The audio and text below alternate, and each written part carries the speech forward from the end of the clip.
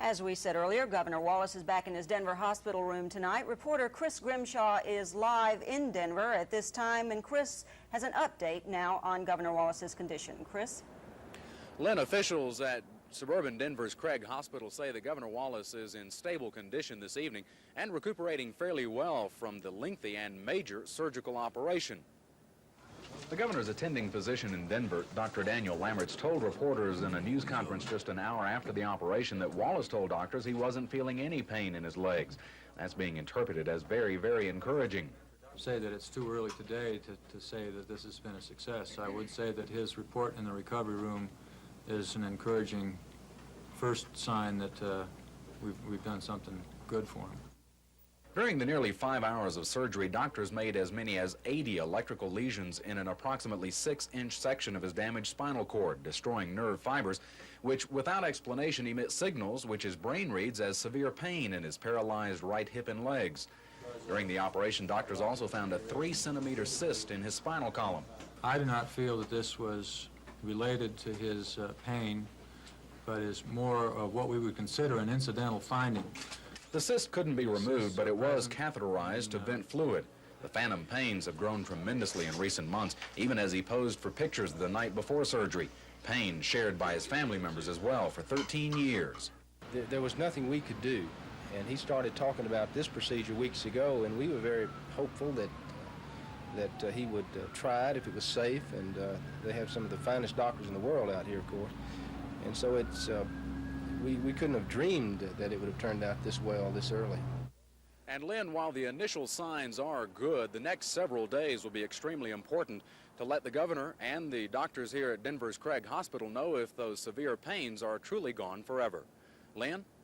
Thank you, Chris. Chris Grimshaw reporting live tonight from Denver, Colorado. State Board of Education has a...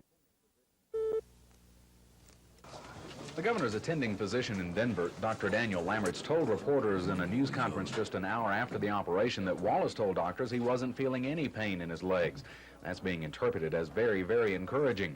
Say that it's too early today to say that this has been a success. I would say that his report in the recovery room is an encouraging first sign that we've done something good for him.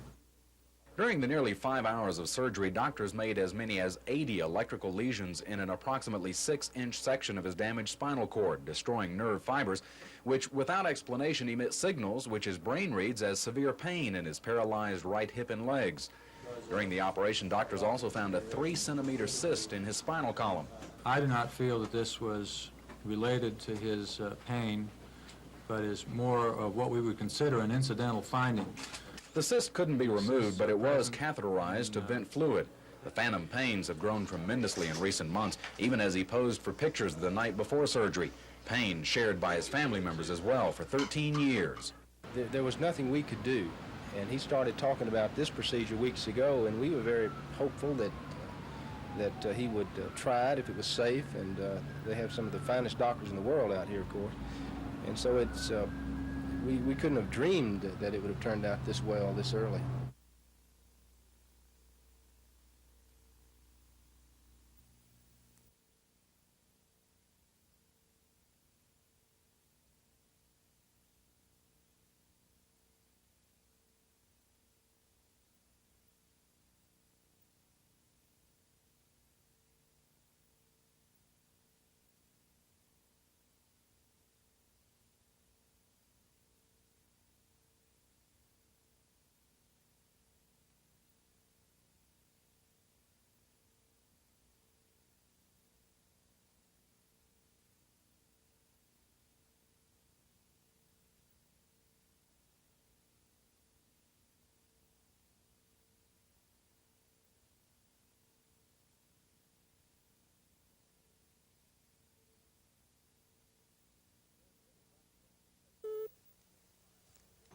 There's little rest for any patient who goes through nearly 5 hours of spinal cord surgery, and it was no different for Governor Wallace. He spent a rather restless night as doctors and nurses kept him awake most of the evening, monitoring his respiratory functions, a normal procedure. This morning, Press Secretary Billy Joe Camp said the recovery is being called uneventful, which is good. Also encouraging to all, still no phantom pains. He has repeated those statements some back in the room. He has also said, I hurt so bad that I don't know, and things of that nature. But the lack of any phantom pains is being interpreted cautiously. Branding the surgery a success won't happen till Wallace says there are no pains for several more days. Wallace has drawn not only a fairly large contingent of Alabama media to Denver, he's also making front page here. From the largest broadcast news gathering team in Colorado, now this is News Center 4 at 5. And things are looking pretty good for Alabama Governor George Wallace. Denver's nearly 2 million citizens will be focusing on Governor Wallace again in the future. Regardless of the outcome of the operation, Wallace is expected to have follow-up visits to Craig Hospital, probably on an annual basis. But for now, the next turn of events will likely be this weekend, when something more definitive can be said about the success of the operation. Chris Grimshaw, WSFA TV News, Denver, Colorado.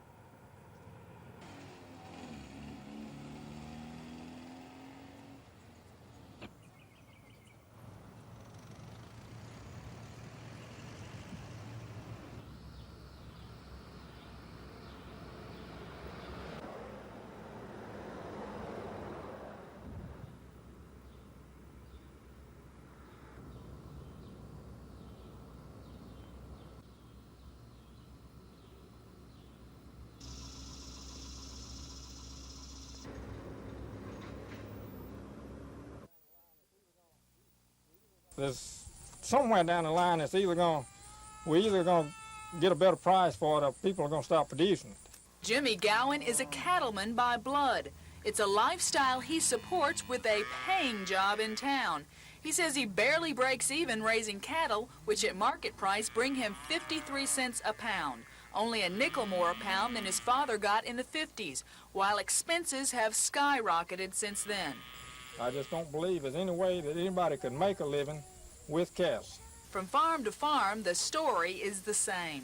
Starting the spring, breaking land, that's a real important part right there, getting your land in shape to plant. The Segrist have 950 acres of cotton in the ground. It costs them 60 cents a pound to grow it, yet the market price is only 58 cents a pound. But with a $500,000 cotton gin and bills to pay, the Segrists keep planning and hope next year will be better. But many farmers are getting fed up with optimism. These farmers love their livelihood, yet most say if anyone would buy them out, they'd sell. Only industry probably in this country that when we get ready to buy something, we ask somebody what they want for it, and when we get ready to sell something, we ask them what will they give us for it. We don't get to set any prices. We don't get to set our input. We don't get to set what we get for it. We're at the mercy of the marketplace. The farmers are pushing passage of a national farm bill, which will allow farmers to have a profit margin instead of forcing them to sell at a loss. They say more federal government involvement, not less, is what is needed. The purpose of today's farm tour is to help us to remember who grows the fiber for our clothes and the food for our tables. And small farmers say if they keep losing money, it'll be the consumers who pay the price. Lisa Walsh, WSFA TV News, Macon County.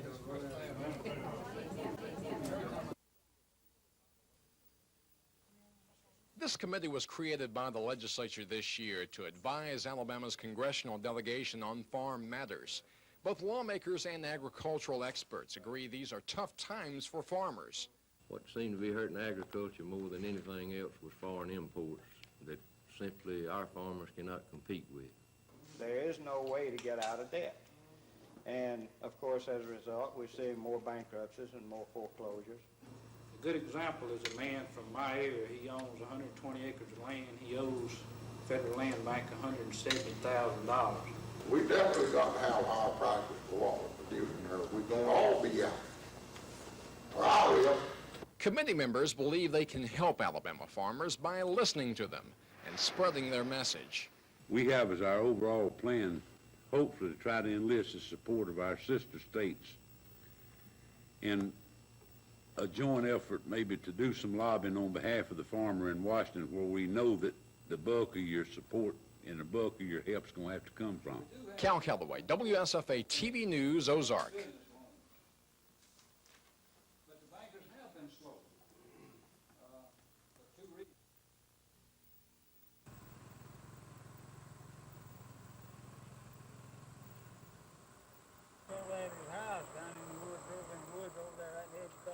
Oh, it's over at his house. I don't see if they told him, they said he was laying face down. If they told him over here how he wound that face down. He wound that face down with this one.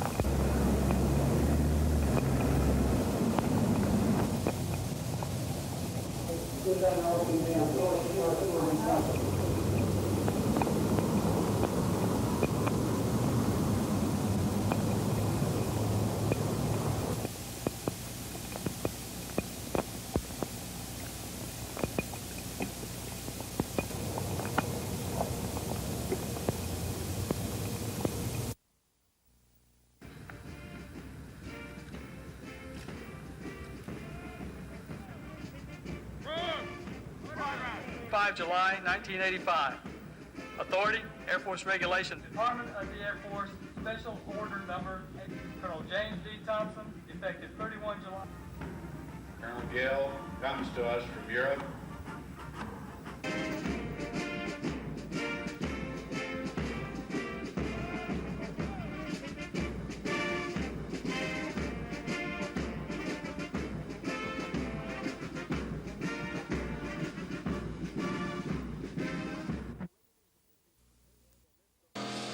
Ideal racing conditions prevailed on this, the first day of qualifying for Sunday's Talladega 500. On this overcast and rather cool afternoon, no less than 14 drivers were able to top the 200-mile-per-hour mark. Bill Elliott has won 8 of the 16 Grand National events thus far this season. Last week at Pocono, he won the Southern 500, despite the fact that his car didn't run quite like he wanted it to. Have you got the kinks out? Is it running like you'd like it to? Well, it's running pretty good here today, but you know, still, each and every race you work a little hard. Well, you don't work any harder, but you try to work things out a little better each time you go out. And, you know, here the car's running pretty good, but still, you never know what race conditions are going to bring along. Well, today, those race conditions brought along yet another pole for Elliott. Today, he turned in a time of 207.578 miles per hour. Cale Yarborough is a man who always seems to run well here at Talladega. He finished 3rd in the Winston 500 this past May. But he says this is a whole new ball game. Well, yeah, you know, it's a brand new race. It doesn't matter what we've done in the past. But I feel like that the way we did run here, the first race of the season, is a good indication of how we might run now since we've had some time to work on the car. So I'm looking forward to this race, and I think we'll do well. Today, Cale maneuvered his Hardee's Ford Thunderbird to a 205.383 mile-per-hour lap. He'll start alongside Elliott on the front row. David Pearson will start 3rd. He had a time of better than 203 miles per hour today.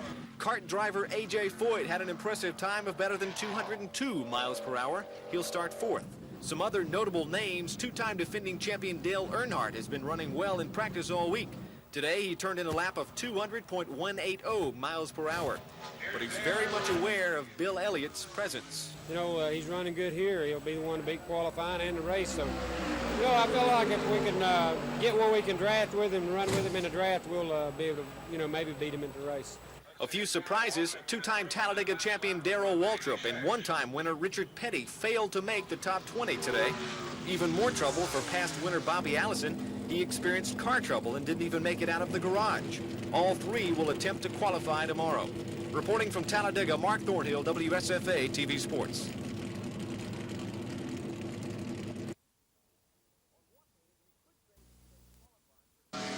On one hand, you could say that today's qualifying for Sunday's Talladega 500 went pretty much as expected. After all, everyone expected Bill Elliott, the red-hot redhead from Dawsonville, Georgia, to drive his Ford Thunderbird to the top pole position. That he did, with a speed of just over 207 miles per hour. Most everyone expected Cale Yarborough to capture the second spot, and today he did just that, clocking in at better than 205 miles per hour. In all, 14 drivers cracked the 200-mile-per-hour barrier today. That was no surprise either. But on the other hand, there were several surprises. Two-time Talladega 500 champion Darrell Waltrip, a man who's having a good year, could only manage a speed of just over 197 miles per hour. Very un-Waltrip-like numbers here at Talladega. Waltrip failed to make the top 20 today. Neil Bonnet, another member of the Junior Johnson Racing team and also a past winner, qualified but failed to crack the 200-mile-per-hour barrier, a rarity for him. Richard Petty, a man who won this race back in 1974, came into today knowing he wasn't running well.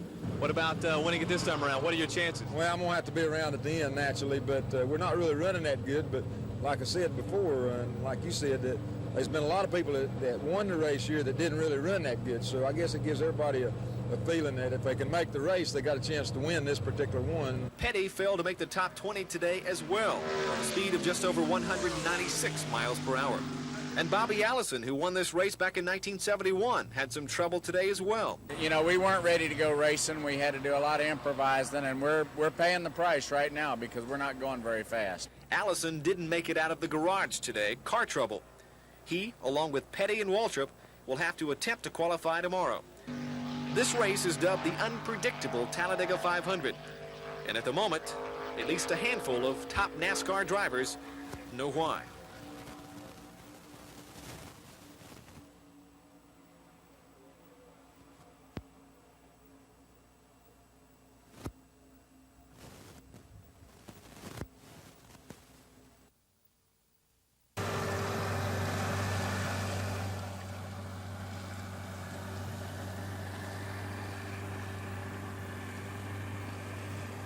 Of monitoring which are associated with these programs.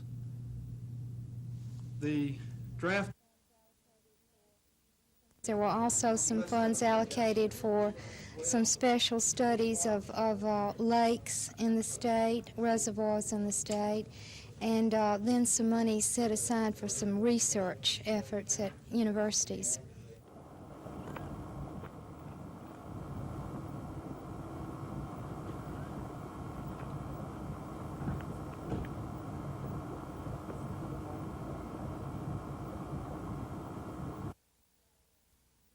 What we call the reception gallery. It will have provisions for displaying art and also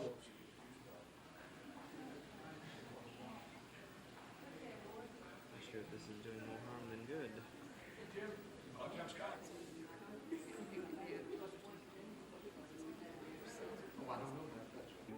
We have a building committee who's been working very hard with the architects to 200 feet to the left and to the right of the museum. As the terrain slopes gradually down off the main entrance and this.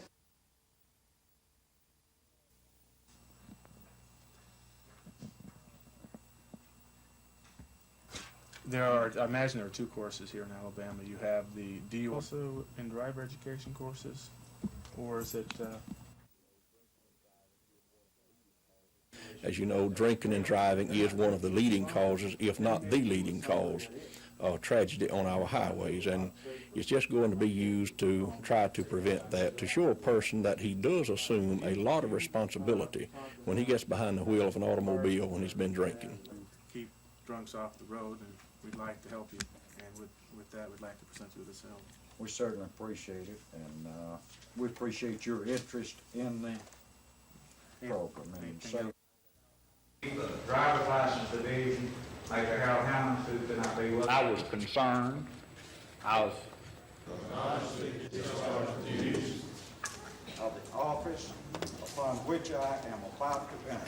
Personally on the scene under the situation of Michael W. Cope.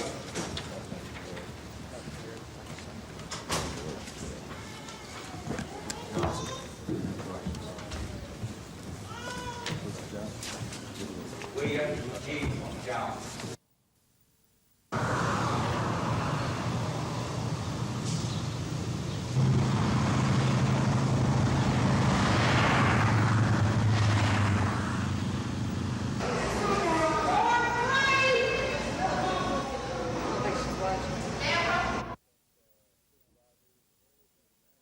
I think supervisors and particularly managers of those agencies and departments are going to have to look very carefully before they set a sexual qualification to a particular job.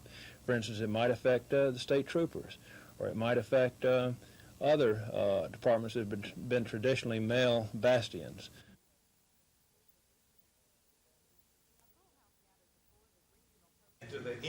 A full house gathered before the regional postal officials to voice their complaints regarding the Montgomery Postal Service's plans to relocate or change service at 4 postal office stations.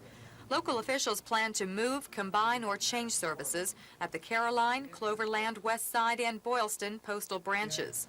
But the 7-man, 1-woman panel from various regional offices could veto those plans, and that would make some of these people very happy. And where I live, I have 25,000 people, and the closest post office is almost about 8 or 10 miles, and that's one of the postal stations that they're talking about closing, consolidating, and moving. We know what's coming out east. We know that. But what we are concerned about is maintaining services on the west side of Montgomery. And elected officials weren't the only ones upset about plans to contract out Caroline Station business to a nearby drugstore. We feel that the contract station personnel are only responsive to the profits of their business and not to the service of the community. Regional postal officials say they came to Montgomery to hear what the people have to say. And that in itself responds to one of today's biggest gripes, that the people are not being heard. Carrie Gordon, WSFA TV News.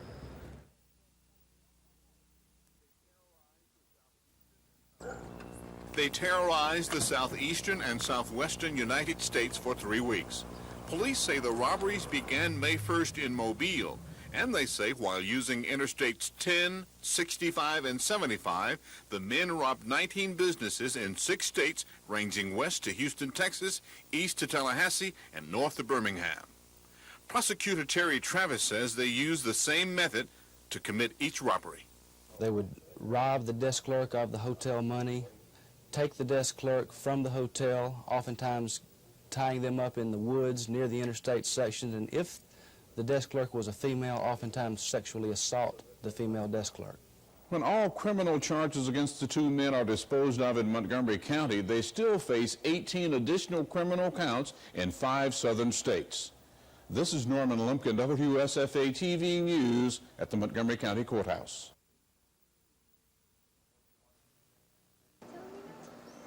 Would you like to shake hands with me? Come right up. Meet Wadsworth, the newest staff member at the Farley Visitor Center. Wadsworth is a 5'4", 198-pound remote-controlled robot who serves as a goodwill ambassador for Plant Farley. Would you like for me to show you around the visitor center? Follow me. Wadsworth is an expert on nuclear power, and for the last month, he's been sharing his knowledge with Wiregrass children. He relates to them real well and can answer their questions and help them understand nuclear energy a lot better, probably than we can. Would you like to dance with me? While this robot is a bit of a show-off, other robots have important roles at nuclear power plants. Robots are being used in nuclear plants across the country where there are hazardous conditions. Thank you for opening the door. Cal Calloway, WSFA TV News, Houston County.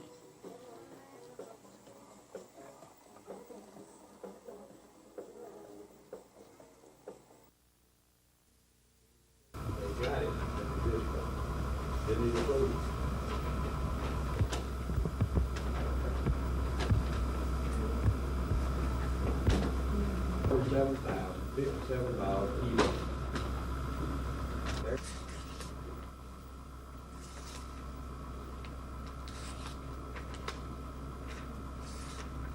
$719,243.28. That concludes the bid on that project. According to Bronner, there's more on the governor's mind than recuperating from spinal surgery, specifically protecting his potential retirement benefits.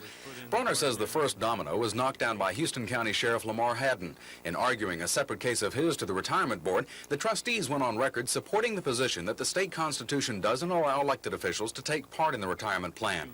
Bronner says that opened the potential for a lawsuit, stopping Wallace and some 200 to 500 other local and state elected officials from working toward a state retirement. Bronner says while the potential damage can't be reversed, Wallace lashed back anyway. The night before Wallace went into a Denver, Colorado operating room, he signed the paperwork essentially firing 3 retirement systems trustees, replacing them with 3 of his cabinet members. Wallace now has a clear majority on the board. Bronner says Wallace's action probably happened because he made the political mistake of letting the issue make its way to a board vote, a mistake which taught him 4 things. Do not ever spit into the wind. Number 2, do not ever pull off the mask of the Lone Ranger. Number 3, never tug on Superman's cape. And probably number 4, don't mess with George's personal retirement. Wallace's executive secretary calls Bronner's story absurd. While he wouldn't talk to us on camera, he says the decision to make the changes was routine and not at all related to any threat to Wallace's retirement.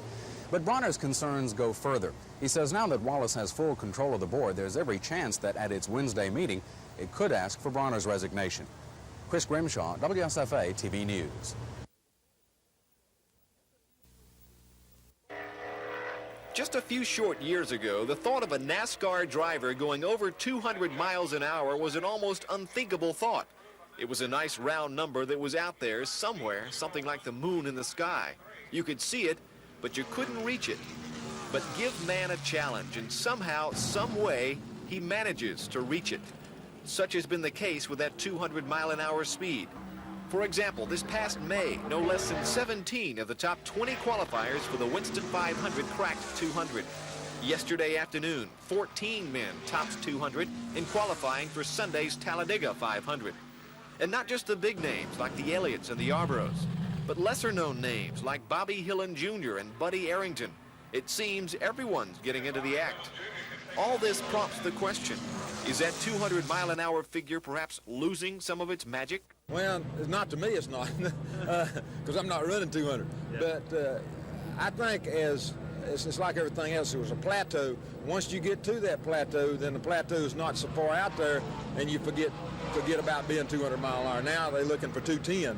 You know, that'll be a plateau. Then they get a bunch of them running in, then they'll go faster there. But actually, like you say, it's not as big a deal today to run 200 mile an hour as it was this time last year. You know, anytime you go somewhere, you know, from running 199 to 200, you want to run in a 200 mile an hour bracket. You know, it's even like Daytona 4th of July, but still, you know, you got to outrun the competition. If we're running over 200, you got to do it too. Anytime something gets old, it loses some of its magic, and now everybody expects us to run 200 here, so it takes a little glamour away from it. Anytime you go to a racetrack and can consistently run 200 or run over 200 miles an hour, then, you know, it's a magic mark. You got a lot of guys here still struggling to hit 200. Well, for a lot of people, it's just a number. For some people, it's still special. Regardless of the status of that 200-mile-an-hour number, one thing is certain. With a little mechanical know-how and the seemingly innate desire to push the outer limits, there really are no limits. Mark Thornhill, WSFA TV Sports.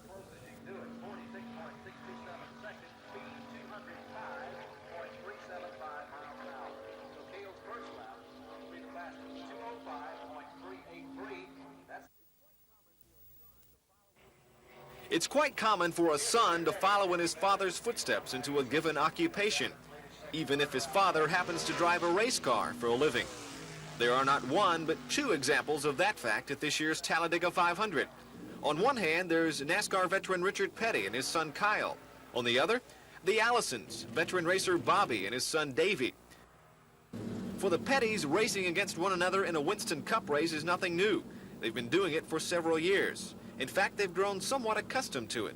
You know, it was pretty tough to begin with, really, and you look at the standpoint that, there's your boy out there and he's running and, he's not got the experience and so you're real concerned with it. But as time progresses, Kyle sort of got the knack of what's going on now, and I really don't pay that much attention to what's going on. Only thing about this year, he's been outrunning me. In the past, I've been able to outrun him, and we've done a little bit of racing, but not that much. But I feel real confident in what he can do right now. How does that affect you? Does it go through your mind a lot? Not now, it doesn't. It used to probably when I was younger and raced a lot against him then and was just starting out, it probably did. But now, it's the type of deal where if you're going to race and you're going to win races, you got to beat everybody and you've got to beat him too. I think you worry about it when there's a caution. You look to see whether it's him and vice versa. He probably looks to see if I'm the one that caused the caution or if I'm hurt or anything. And, other than that, you really don't worry about it. But for Bobby and Davey Allison, being out there on the same track together is something new. In fact, Sunday's Talladega 500 will be Davey's first Winston Cup race.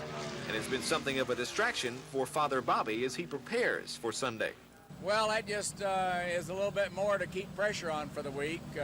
Naturally, I'm concerned about him, how he can do and everything. At the same time, I got to pay attention to my car, so it's just just a little bit more distraction. Both sons have stolen their father's thunder in qualifying for Sunday's race. Kyle's speed of better than 202 miles per hour earned him a 5th position start. Father Richard qualified 29th today. Davey Allison, meanwhile, qualified in the 22nd position today, while Father Bobby qualified 38th. Like father, like son. Sometimes NASCAR racing can truly be a family tradition.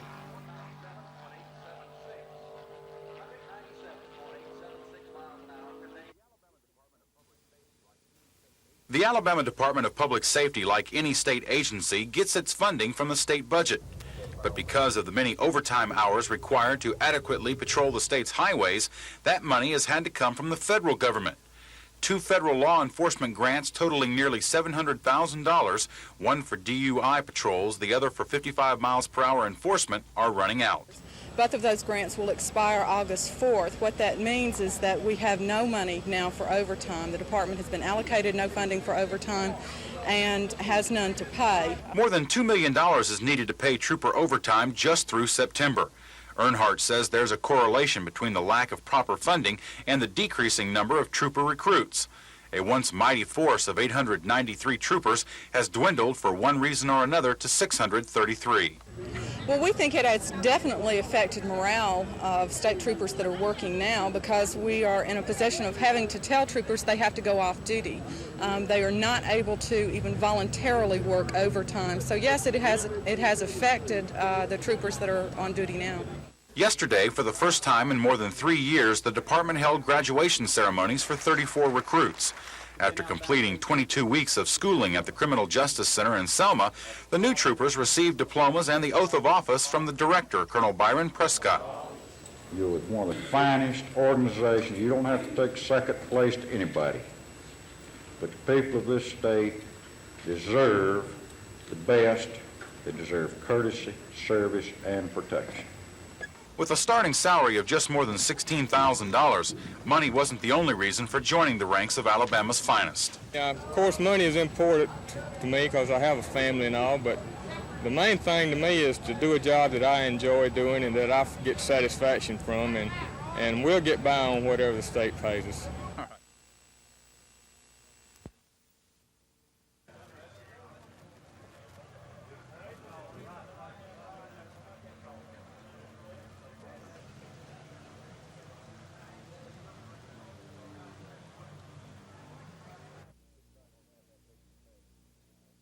It's not going to have that big of an effect. If it lasts 30 days, certainly it's going to hurt us. With the new 86 models coming out, we wouldn't have them. Therefore, we would have our show date postponed. But right now, I see no bad effect.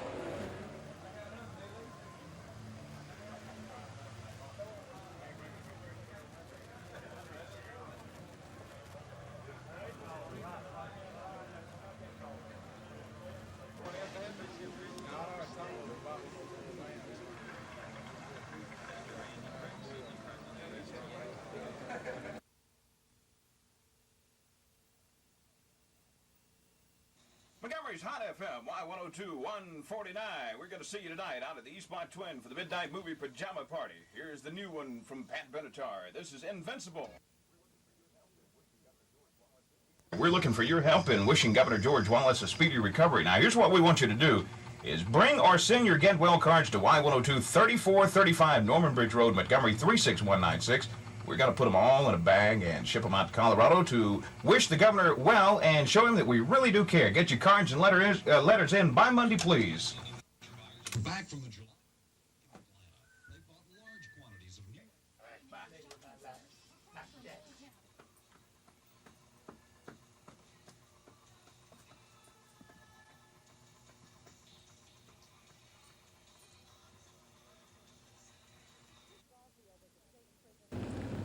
This ball field at the State and Prison Annex was to be the site of a softball tournament today, with inmate athletes representing various state prisons. The wet weather may have delayed the tournament, but the wetness could not dampen the spirit of giving for a good cause. Nearly 30 inmates who represent their own JC's chapter planned the softball tournament in order to raise money for the Muscular Dystrophy Association. Even though the games were called off, the chapter did have a check for MDA state poster child Daniel Bozeman totaling $500. What began as a small fundraising project for the JCs has turned into one of the group's favorite campaigns. The first year, we raised $23. The second year, we raised $200. This year, our goal was $1,000, and we've reached $500 already at this point. In addition to the softball tourney, which will be rescheduled, State and Annex JCs raised money for MDA by selling arts and crafts and collecting aluminum cans, a challenge to any organization. And it just shows that you can fundraise in just about any place. And if you're dedicated to the cause, if you believe in MDA and you believe in yourself, you can do something good. The JCs hope to reach their goal of $1,000 for MDA by November, showing MDA patients that the battle against the dreaded disease is one they don't have to fight alone. Carrie Gordon, WSFA TV News.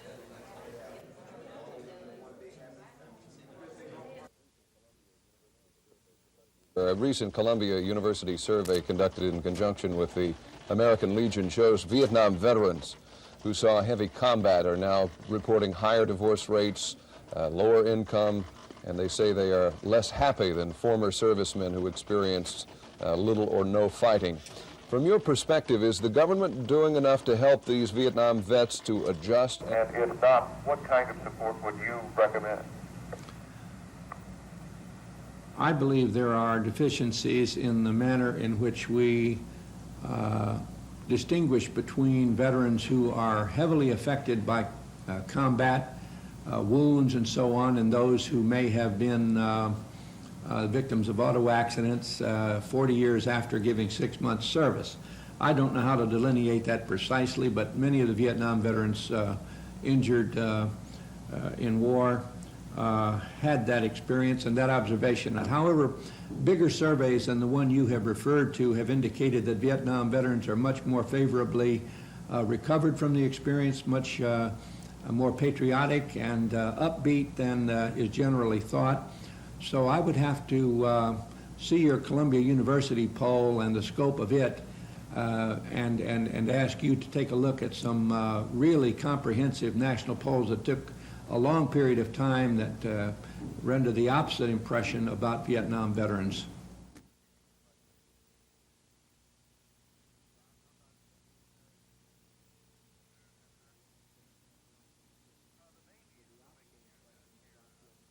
The opposite impression about Vietnam veterans. Thank you very much.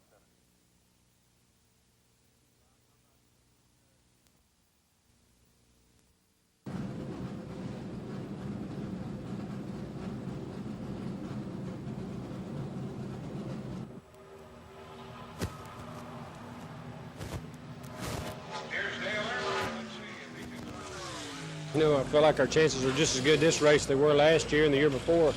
Our car's working and running good, so, you know, we just have to wait and see how things go in the race. Recall, if you would, last year's race, one of the greatest finishes, one of the greatest Talladega finishes of all time. Recall, if you would, what happened. Well, you know, there was 9 or 10 of us racing for the lead there on the last lap, and, you know, fortunately I made a pass on Terry Labonte for first place on the backstretch, and once I got by him, Baker and him and a couple more got side by side, and it sort of blocked our draft off, and I was able to pull away a little and come on and win the race. And I think Baker beat Terry out for second. So, you know, it was a real exciting race. Come down to the end, didn't know who was going to win. I was just worried about staying in second or third, so I'd have a shot at drafting by for the lead, and, you know, everything worked out for me.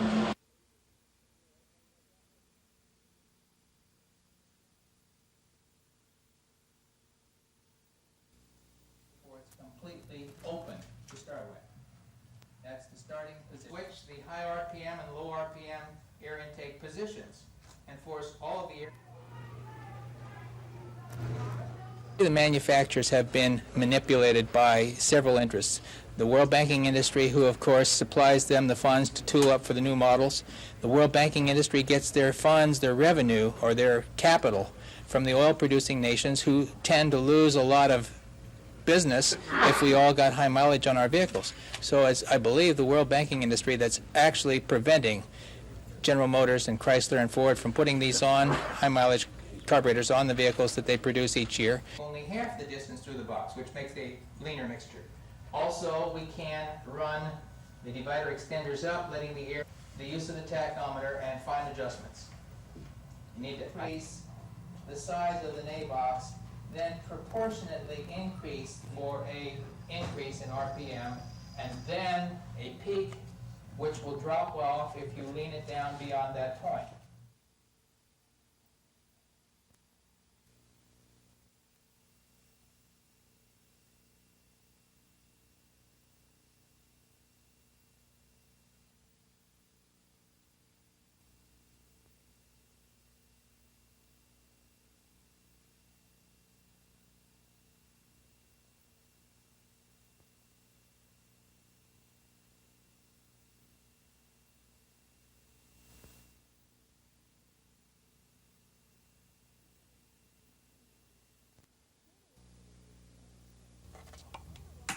Bob then lazily... Dana Walker was 18 when she lost her sight, and for the college teacher, one of the hardest things to get used to was her inability to read the printed word. I used to read 2 or 3 books a week, and that was just suddenly curtailed. There are not that many things available. But last year, all that changed in Montgomery. Good morning, I'm Roger Skifton, reading with Roger Condit. These 2 volunteers are reading the paper to more than 600 visually or physically handicapped listeners of WTSU's radio reading service, one of 4 public radio stations in the Alabama Radio Reading Service network. It's something that they wouldn't hear otherwise. For the print handicapped, knowing who won the baseball game around Montgomery, or what's going on at the governor's house, those aren't things that you hear in normal conversation. Programming comes from the flagship station in Birmingham and National Public Radio. And 5 days a week, volunteers come into WTSU's studio and provide listeners with something that might not otherwise be available to them. My husband, is so busy that he never has time to read the paper. We don't even take the paper. There are more than 200 volunteers statewide reading to more than 3,200 listeners from Huntsville to Tuscaloosa to Montgomery. Being as the network receives most of its money from the state and all equipment from the federal government, they can offer the service free to those who really need it. It gives them an all-around awareness of what's going on in the world and their hometown, and that's what they're really interested in. When you live somewhere, you're interested in what's going on around you. Terry Stanton, WSFA TV News. Very positive. This is Baptist Hospital's 20 million volt linear accelerator, a high-energy X-ray machine used in the war against cancer. This is the only machine of its type in central Alabama. Using state-of-the-art in technology, doctors in Montgomery can treat patients who just a few years ago had to go somewhere else. With the new machine here in Montgomery, it offers us greater flexibility in treating patients, and formerly a patient in need of very sophisticated radiation treatment may have had only the option of going to Birmingham for such treatment. Now, with the new accelerator, we have the option of doing the therapy for that patient here in Montgomery, and it's much more convenient for the particular patients that need specialized treatment. The machine uses both X-rays and electrons depending on the type of tumor being treated. Some are completely cured, others need more attention. At first, a simulator and a computer are used to plan the course of treatment. Then the high-energy machine goes to work. There are some tumors which are very advantageously treated with, for example, the electron beam, which is produced by the new accelerator. This offers us the opportunity to treat the patient in a much more effective way, and it allows us at the same time the opportunity to minimize the radiation being delivered to normal organs. So we're able to do the treatment that the patient needs and spare unneeded side effects. Dr. Patton says the high-tech cancer treatment is often used with other types of treatment, like surgery and drugs through chemotherapy. He says this three-prong combination is superior to just using one alone. Craig Meadows, WSFA TV News.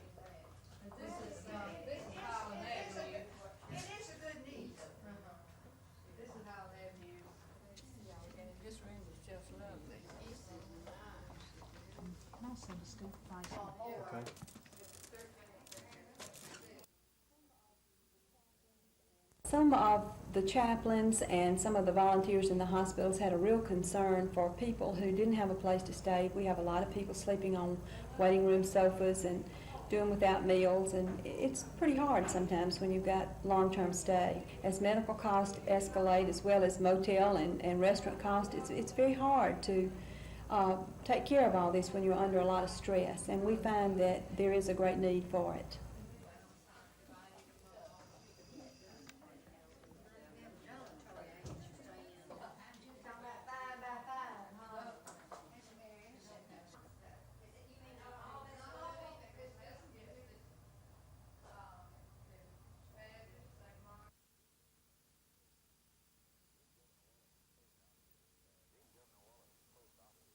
Dean, Governor Wallace's post-operative cycle continues really uneventful.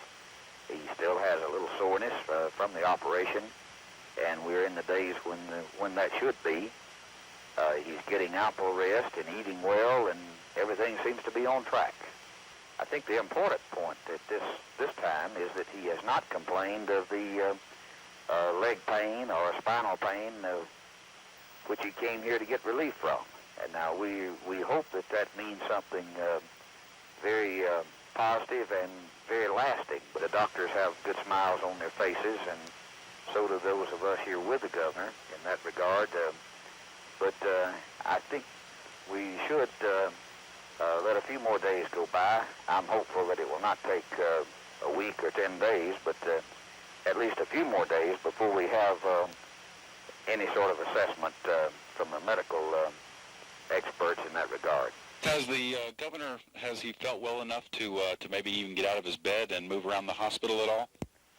No, he did ask today when he could do that, and he was told that sometime this week that the doctor probably would let him up.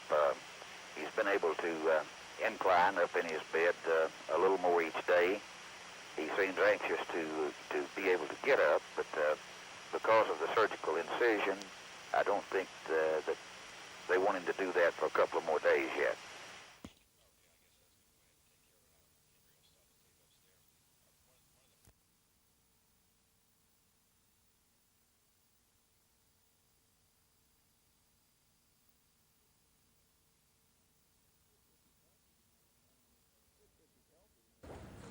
If he's healthy, you know, I don't know much about his politics, but if it won't affect his health, I don't see any problem with that. If he's in poor health, I don't think it'd be a good idea for him to do it, though. You know, he needs to devote all his energy to the job, not to, you know, he can't have a sick person there doing a good job, I don't think. I'm not for him running another term. Pain or no pain? Pain or no pain. Get somebody else in there, new blood. I don't see anything would be wrong with it at all. It would be good for everybody. I really do think so. I think it's time for change anyway. I think a lot of people feel that way. It's time for somebody else. If he's healthy and everything and able to do his job, I think he should have it. As far as seeking another term, well, I like to more or less see somebody else get in there and get the ball rolling, you know, get it going a little bit faster than he's done.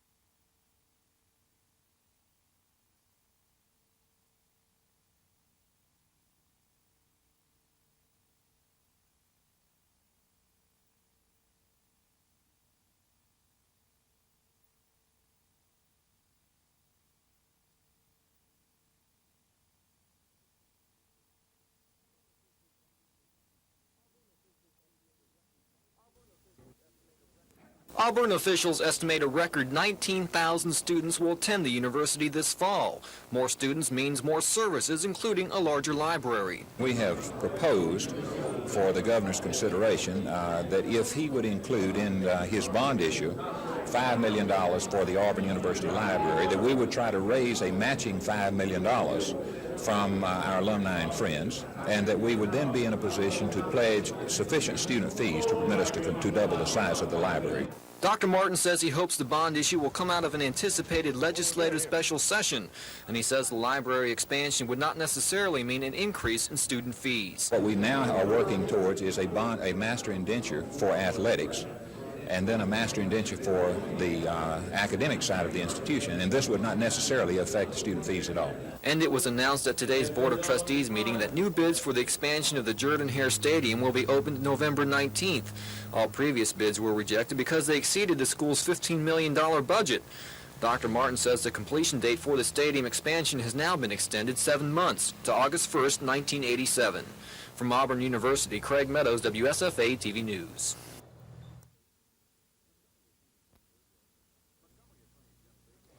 Montgomery attorney Jim Ziegler and Taxpayers Defense Fund President Malcolm Brazel filed the suit in Montgomery County Court this morning. In the suit, they claim the estimated 200 to 500 state and local elected officials are going against the state constitution.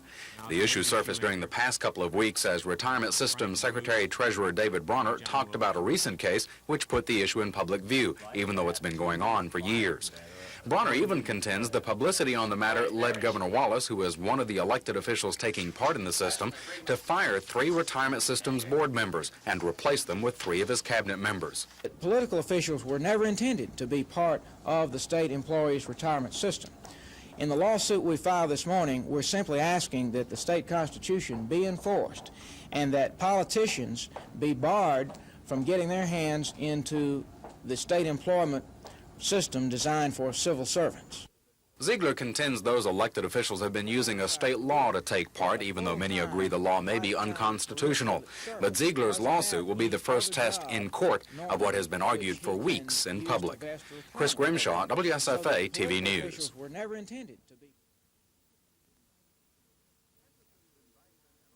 Anderson's indictment and arrest comes after a year-long investigation by the ABI Narcotics Unit into allegations that the dentist was violating state drug laws. There's 4 charges: prescribing beyond the normal limits of a practice, obtaining drugs by fraud, felony possession of Dilaudid, as well as illegal sale of Dilaudid. If convicted, Dr. Anderson could be sentenced to a maximum of 60 years in prison and fines totaling $75,000. This is Norman Lumpkin, WSFA TV News reporting. There's uncertainty associated with what the impact of the lawsuit will have on higher education in the state, and you get a lot of rumors and speculations, but I don't think that anybody could predict what its impact will be at this point.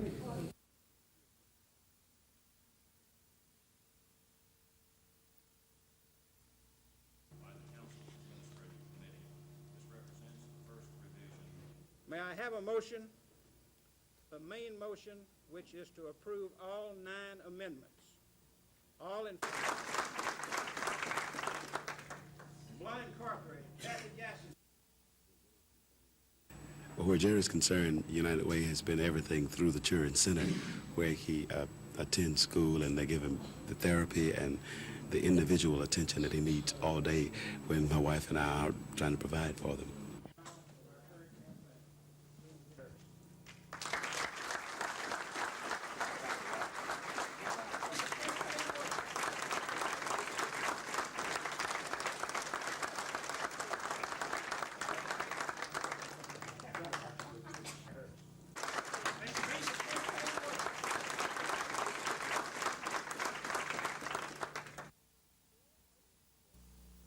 Any other discussion? 4 AIC members abstained from voting on the student assistance proposal because they all serve on boards of the institutions involved. The 7 other commissioners present voted unanimously to distribute federal student assistance funds based on need. Since 1981, when the state quit funding college student assistance programs, institutions received the federal money only by matching it with their own funds. Today, the commissioners changed that policy. Decided to award the matching money on the basis of the proportion of needy students that the various institutions have. AIC members also looked over blueprints for renovation of the Klein building downtown. Commissioners are considering buying that building and paying for a mortgage rather than continuing to rent office space in the One Court Square building. I think the best thing for a state agency to do is to get in space where the money is going toward the purchase of state property rather than continuing just to lease space. The Klein building is one of 5 locations being studied by the commissioners. Lisa Walsh, WSFA TV News. The city of Dothan has been working for 5 years to get the slugs grant.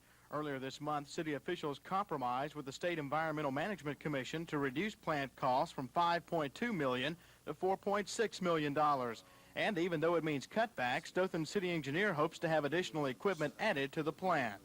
I'm recommending to the city commission that the city fund the installation of this other reactors, around $280,000. Full city funds rather than having EPA grant monies associated with it. The plant will be built at the Little Choctawhatchee wastewater treatment site in Dothan. Barton says it will be cost-effective and good for the environment. Rather than taking the sludge portion of our treatment process to the sanitary landfill and burying it, we'll be able to put it into convert it into a usable product. Martin says if all goes as planned, the new facility should be in operation within 18 months. Scott Adcock, WSFA TV News, Dothan. I'll show you a short video tape. Tom Howard from our thing. Our TV is not quite as clear as it should be. Over here on the right, you can see the bales of waste. We've got 2 recovery boards. Just gives them an opportunity to see what impact industry has on the environment. Things such as the type of capital dollars we spend to better protect the environment, and even though we are required to do certain things by law, we do things way beyond what the legal requirements are, and how we may impact the environment as an industry and the kind of concerns we have about protecting our environment. I've often driven past places like this and wondered what it was like, and this gave me a chance to get inside and to see and to feel and to hear exactly what was going on in there. From the below target to the horizontal line of the target. Same way with moisture. This variation has to be minimized. You'll see a lot of waste probably down the that goes down in the basement. Rain swept through Talladega just before noon, delaying the start of the 17th annual Talladega 500 by about 45 minutes. The rain was perhaps an omen of unfortunate things to come for top pole sitter Bill Elliott and a few other top names. Kel Yarborough, meanwhile, a man who had never won a Talladega 500 and hadn't won a race all season long, would see his luck change. The first 8 laps of the race were run under caution to allow the track to dry. Then, finally, the green was dropped and the race was on. But not for long. On lap 16, Bobby Hillen Jr. blew an engine and collided with Darrell Waltrip. Then on lap 31, another yellow came out as Kyle Petty and Terry Labonte got tangled up on the front stretch. Petty becoming airborne for a second. Their cars went to the garage. Labonte would not return. Somebody got into him and turned him sideways into me and just turned me back into the wall, so there really wasn't nothing I could do. Meanwhile, Petty and his crew somehow pieced his car together. But you're definitely going to try and get back on the track, right, Kyle? Yeah. He returned but was never in contention. On lap 94, Phil Parsons blew a tire and spun out. His drive shaft flew off and shattered two-time defending champion Dale Earnhardt's front windshield, knocking Earnhardt out of contention. On that caution flag, Cale Yarborough made a premature pit stop and was slapped with a 1-lap penalty. He would need Lady Luck to come back and overtake Bill Elliott. Elliott began to dominate, running at around 202 miles an hour. But on lap 167, his bubble burst. Jeff Bodine blew a tire, and the 7th caution flag of the day came out. The leaders pitted. But coming out of the pits, Elliott's car began to sputter and miss. Yarborough seized the opportunity, jumping into the lead. As Elliott dropped back, Yarborough opened up a lead and pulled away from Neil Bonnet and Ron Bouchard to take the checkered flag. A dejected Bill Elliott finishing 4th. Was your plan to drive aggressive or just hold on? You had a big lead. Whatever it takes. Just hope a caution didn't come out, but it did. Yarborough, meanwhile, found himself in victory lane. We didn't give up on it, and this crew that I got's worked awful hard, and we've been gaining all the time, but just getting everything to work just right, and it worked just right for us today. Well, this race is dubbed the unpredictable Talladega 500, and today we saw why. With everything from a rain delay to plenty of caution flags, a few mishaps, and yet another different face in victory lane. Reporting from Talladega, Mark Thornhill, WSFA TV Sports.